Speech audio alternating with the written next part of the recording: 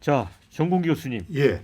어제 그 전당대회 결과 어떤 점에 주목해서 봤습니까? 예. 그 이재명 그 대표가 그 측근들을 중심으로 아주 그 은밀하게 그 세밀하게 당 공천 시스템, 전당대회 시스템을 다 이게 저 작업을 잘 해가지고 소기의 성과를 거뒀다 이렇게 볼 수 있습니다. 우선 권리당원의 역할이 컸죠. 56%의 비중을 차지하는 권리당원을 대거 이렇게 그 당 투표권을 갖게 함으로써 그 성과를 얻었고요. 제가 재미나게 본 것이 그 일반 국민 여론조사가 대의원보다 많이 나왔어요. 일반 국민 여론조사도 한 80%가 나와서 이재명 대표가 일반 국민들한테 인기가 괜찮은 거구나 하는 느낌도 갖게 하는데 과연 그 조사가 어떻게 설계된지 우리가 몰라요. 그건 좀 들여다봐야 되고 아직도 비명계의 어떤 저항은 있는 것 같아요. 대의원 표가 75%다. 이거는 아직도 그 반명계, 비명계의 구성원들이 많이 있는 게 아닌가 이런 점에서 당 내보다는 일반 국민들 그 역할 그다음에 권리당원 역할로서는 이재명 대표가 소기의 성과를 거뒀다 이렇게 생각이 됩니다. 근데 이제 어제 사실 저도 전당대 보면서 놀랐던 부분은 이제 정봉주 전 의원의 최고위원 탈락입니다. 지난주에 저희 패널들도 대부분 한 3등 정도까지는 유지할 수 있지 않겠느냐. 탈락까지 언급하는 분은 없었거든요. 어떻게 보세요? 그러니까 그렇죠. 저도 그렇게 예상을 했었고요. 그 정봉주 후보의 발언의 파장이 알려진 이후로도 제가 또 공교롭게 거기에 연루가 돼가지고 평론하는 것이 참 난감하긴 합니다만 그럼에도 불구하고 경기도 경선에서 그 발언이 알려진 직후에 정봉주 후보가 경기도나 대전, 세종에서 두 군데 다 3위를 했거든요. 그래서 그게 결정적으로 정봉주 후보의 추락을 가져오지는 않을 것 같다 이런 느낌을 받았는데 갑자기 월요일날 기자회견에서 그 명파리 얘기를 하고 나왔어요.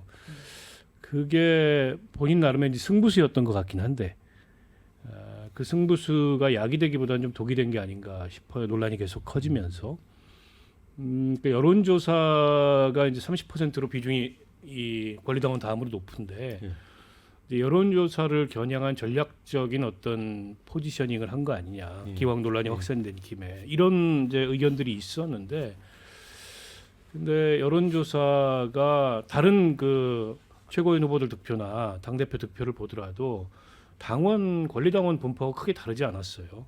근데 권리당원 그 지지율이 막판에 추락하면서 정봉주 후보가 이 여론조사에서 애초에 목표했던 것만큼 득표를 하지 못함으로 인해서 여론조사도 좀 독특한 게 여론조사조차 1인 2표였거든요 이번에. 그래서 통상의 여론조사하고는 방식이 다르고 설계가 좀 다릅니다. 그 세부적인 설계는 저희가 잘 알 수는 없는데 그게 아마 정봉주 후보가 약간 전략적으로 미스한 대목이 아닌가 싶어요. 그리고 상대적으로 전현희 후보의 그 살인자 발언이 지지층에 지지를 끌어모으면서 정봉주 후보가 사실은 1위 득표를 많이 했다기보다는 2위 득표를 많이 했을 가능성이 높거든요. 인지도가 워낙 높고 당 경력이 오래됐기 때문에.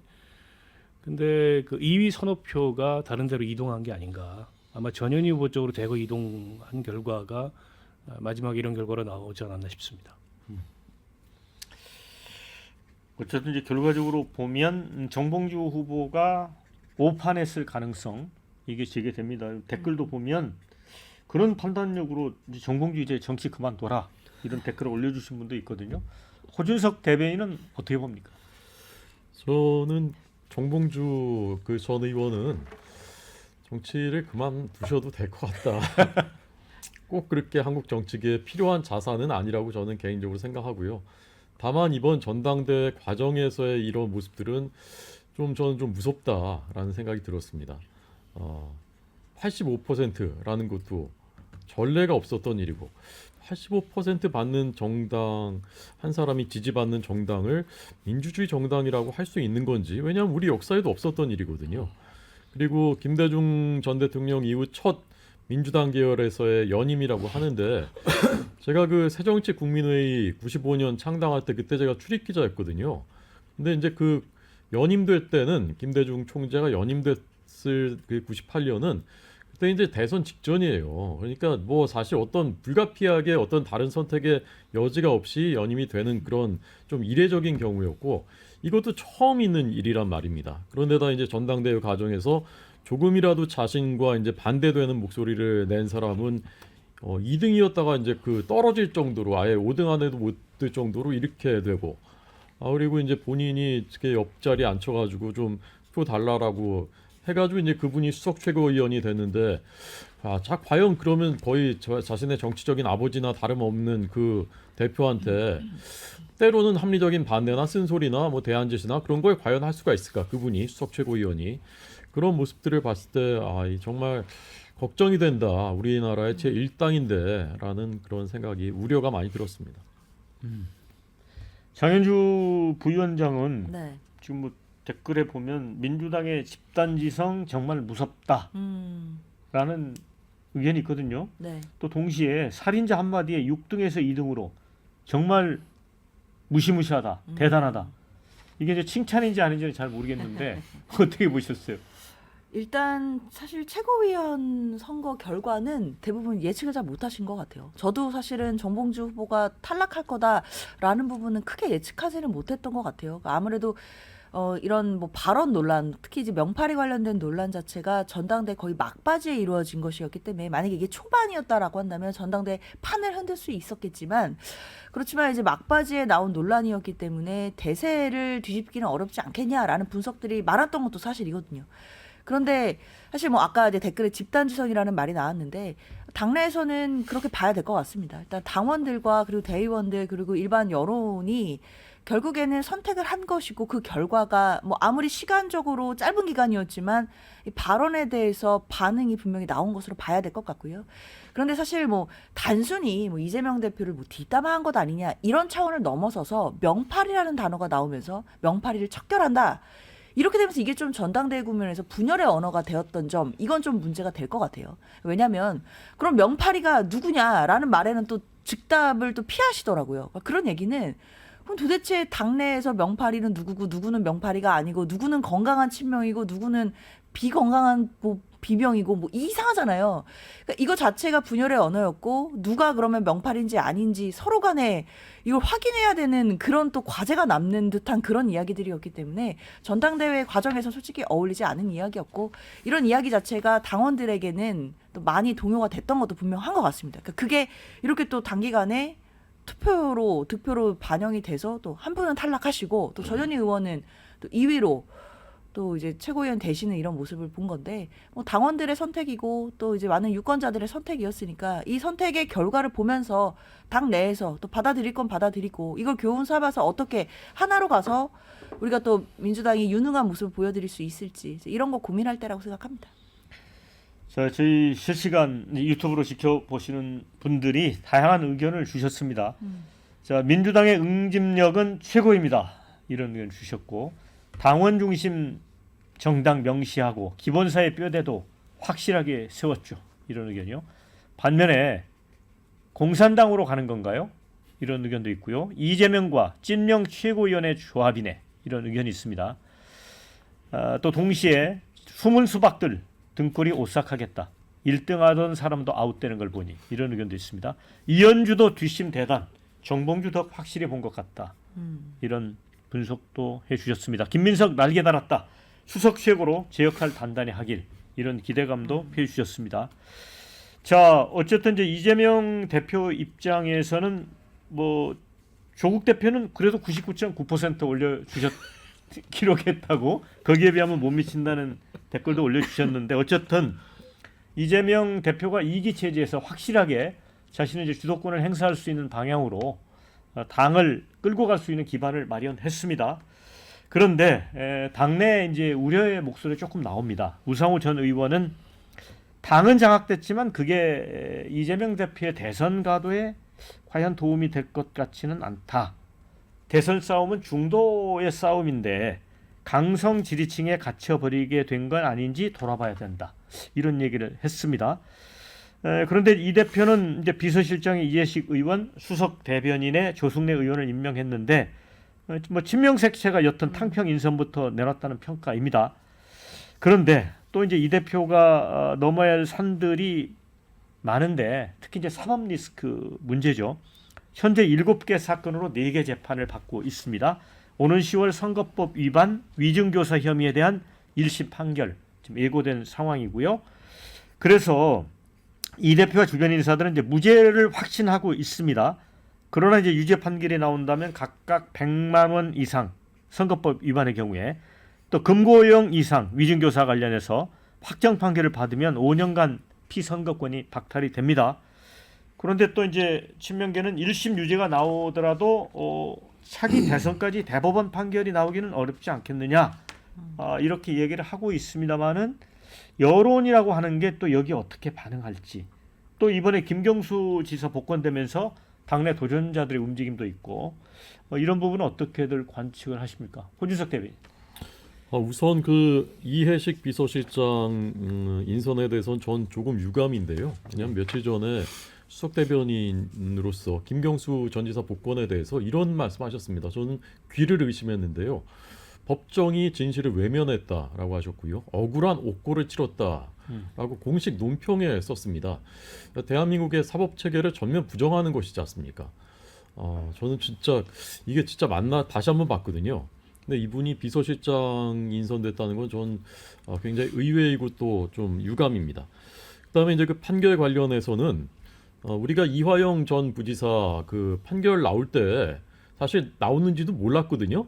근데 나오고 나니까 이제 크게 이제 요동친 거예요. 왜냐하면 판결문이 다 나오고 어떤 사실관계가 어땠었는지가 쫙 드러나니까 이게 충격을 준 거죠. 국민들도 이제 새롭게 인식하시게 됐고 민주당 내에도 이제 큰 동요가 있었거든요. 근데 지금 이 사건은 위증교사하고 공직선거법은 둘 다 사건 구조가 간명한 데다가 지난번에 그 영장 그 기각하면서 유창훈 판사가 이 위증교사 사건에 대해서는 이것은 혐의가 소명된다라고 할 정도의 사건이란 말입니다. 그러니까 무죄를 자신하신다고 하는데 제가 보기에는 유죄 판결이 나올 가능성이 굉장히 높은 거죠. 근데 이것이 이제 막상 판결문이 나오고 2심에서도 뒤집히기가 어렵다라는 그런 그 인식이 생겼을 때 민주당에서 동요가 저는 굉장히 클 거라고 생각이 됩니다. 그래서 이제 이재명 대표 입장에서는 불안하니까 더 확고하게 친정체제, 일극체제를 완성하려는 그 시도가 있었고 그래서 결국 그것이 이번 전당대회 결과로 나타났다라고 저는 해석합니다. 자, 장현주 부위원장 네. 좀 반론 좀 하셔야 되겠네요. 일단 10월에 뭐 선거법 위반과 그리고 위증교사와 관련해서 판결이 나올 가능성 높은 거는 맞습니다. 그리고 뭐 유죄가 나올지 무죄가 나올지 뭐 지금으로서는 예측하기 어려운 것도 저는 맞다고 생각해요. 물론 10월에 무죄가 나온다라고 한다면 뭐 더 이상 뭐 언급할 필요도 없을 정도로 이재명 대표는 날개를 달게 될 것이고 만약에 유죄가 나온다라고 한다면 당연히 당 내에서도 여러 가지 이야기가 나올 수밖에 없다라는 것도 뭐 당연한 사실인 것 같습니다. 그런데 중요한 건 10월에 그러면 이런 사법 리스크가 있기 때문에 이재명 대표가 전당대회 과정을 통해 일극체제를 완성했다라는 것은 저는 연결되기는 어렵다고 생각해요. 글쎄요. 전당대회에서 당대표가 돼서 뭐 85% 이상으로 당대표가 됐다라고 해서 10월에 나올 뭐 이른바 사법 리스크나 뭐 10월에 나올 판결 자체의 결과가 달라진다. 이걸 직접적으로 연결하는 것이 저는 논리적으로 맞지 않다고 생각하고요. 이재명 대표가 전당대회에서 뭐 연임을 했고 또 85%가 넘는 득표를 받은 것 자체는 당원들과 또 지지자들의 선택인 것이지 이것이 이렇게 압도적으로 표를 몰아주게 된다면 사법 리스크도 막을 수 있다라는 생각으로 그 표가 몰아졌다고 저는 생각하지 않습니다. 그만큼 이재명 대표가 총선 이후에 리더십이 더 강해져 온 것은 분명하고요. 그렇기 때문에 2년 전에 받았던 77.77%보다 지금 더 득표율이 올라간 것이기 때문에 그만큼 당에서는 이제 강한 리더십을 발휘하고 있는 것이고 이제 앞으로 과연 이제 이재명 대표가 이제 새로 구성된 최고위와 함께 과연 국민들께 어떤 모습을 보여줄 수 있느냐, 그리고 통합하는 모습도 보여줘야겠지만 이젠 더 나아가서 중도를 확장하는 모습도 보여줘야 되거든요. 이런 모습을 보여줄 수 있는지 없는지가 사실 주목되는 점이지 10월에 판결이 나오는 것은 사실 뭐 민주당이 어떻게 할 수 있는 그런 요소는 아니고 외부적인 요인이기 때문에 그것은 그것대로, 그다음에 당이 할 일은 당이 할 일대로 그대로 간다 이렇게 봐야 될 것 같습니다. 네, 이제 방금 들어온 소식인데 사무총장의 삼선 김윤덕, 전략기획위원장의 천준호를 각각 임명을 했습니다. 근데 이제 눈길을 끄는 거는 정책위 의장에는 진성준 의원이 연임이 결정됐습니다. 지난번에 과연 이재명 2기에서도 정치기장을 계속 맡을 수 있겠느냐라는 그 당내 어떤 언급이 있었기 때문에 금투세와 관련돼서는 조금 이재명 대표하고는 조금 반대쪽은 아니지만 좀 다른 견해를 가졌었잖아요. 예. 글쎄요, 뭐 금투세 관련된 입장 어떻게 조율할지는 좀 지켜봐야 될 것 같은데 그 이재명 대표도 스스로 얘기하고 있듯이 그리고 당 안팎의 관찰자들 모두가 이제 이재명의 민주당이 완성이 됐기 때문에 앞으로 남은 과제는 차기 대선을 향한 확장성이다 이렇게 얘기를 해요. 근데 이제 아마 이재명 대표도 그렇고 향후의 확장성과 관련돼서 그 예상되는 그런 움직임은 있습니다. 이를테면 정책적 우클릭 같은 거죠. 종합부동산세, 금투세 등등에서 보여지듯이. 그리고 이재명 대표는 원래 실용주의자였고 이번에 이제 먹사니즘이라는 뭐 신조어도 내걸었는데 이제 그런 측면을 강조하고 있어요, 주변에서도. 근데 그게 확장성의 관건일지 저는 사실 잘 모르겠습니다.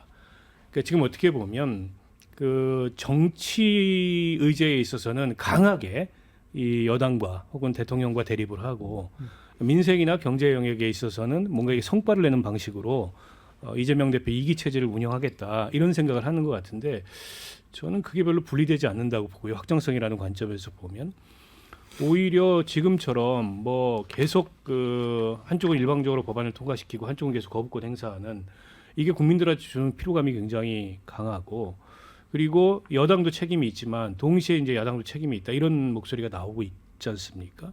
그런 면에서 민생 경제만 문제만 가지고서 정부 여당과 뭐 합의를 하거나 타협을 하는 게 아니고 전체적으로 이 국정 전반을 대한민국 제1당으로서 책임 있게 운영할 그런 플랜이 있어야 되는데 아직까지 그런 면모를 보이지는 않고 있고요. 무엇보다 당 운영을 굉장히 그 어떻게 보면 일극 체제다라는 말이 나올 정도로 이재명 대표를 중심으로 또 강선 당원들의 의견을 중심으로 운영하고 있는데 그런 게 이제 중도층 민심에서 봤을 때는 별로 확장성이 없어 보이는 요인이거든요. 근데 정책적 우클릭만 한다 그래서 그 확장성이 단기간에 생기거나 궁극적으로 그 정책적 포지셔닝의 성과가 민주당이나 이재명 대표로 돌아가지 않을 수도 있다. 그런 점을 저는 고려해야 된다고 봅니다. 네.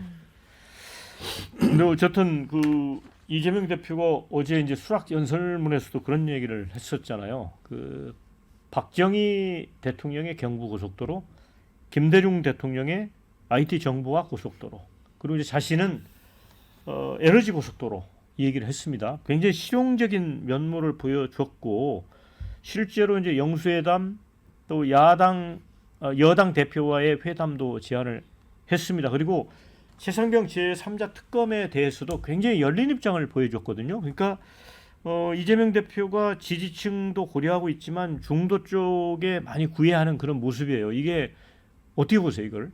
예, 근데 문제는 이제 이재명 대표가 일관성이 없다는 거죠.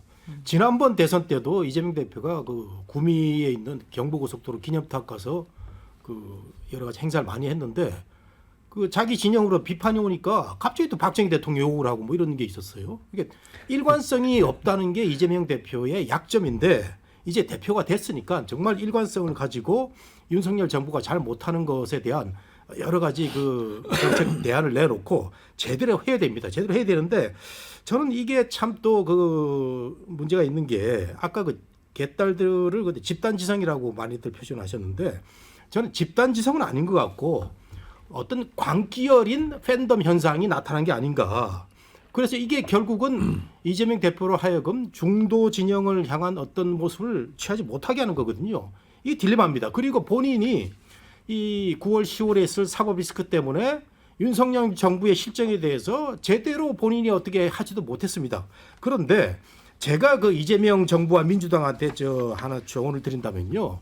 항상 제가 말씀드리지만 정치는 법 위에 있기 때문에 장현주 변호사는 이번 그 전당대회 결과가 영향을 안 받는다고 그러는데 많이 받습니다. 결국 80%의 압도적인 지지는 재판부로 하여금 이거 힘들겠구나. 우리가 판결을 제대로 내리기는 굉장히 힘들다. 이런 그 상황이기 때문에 이재명이 저는 감옥에 갈 일은 별로 없다. 이렇게 판단이 되고요.